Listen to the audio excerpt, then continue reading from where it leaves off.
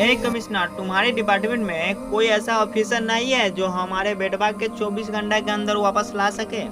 देखिए विधायक जी, हमारे डिपार्टमेंट में एक ही ऐसा ऑफिसर है जो 24 घंटा क्या 12 घंटा के अंदर में आपके बेटवा के हाजिर कर देगा। ऐसा कौन है, उसे बुलाइए। 36 इनकाउंटर। होए जाने मन दिन बात रात होइबे करी आ नंबर देबू तो बात होइबे करी।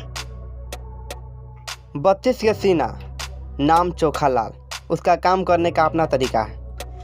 पेट के जगह किडनी कर देंगे, जगह मुंह कर देंगे। वाह भाई वाह, आप तो बायोलॉजी के मास्टर दिए।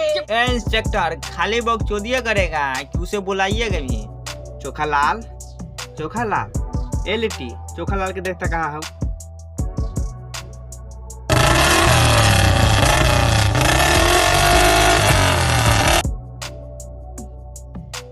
क्या है कमिश्नर साहब, क्या है विधायक जी?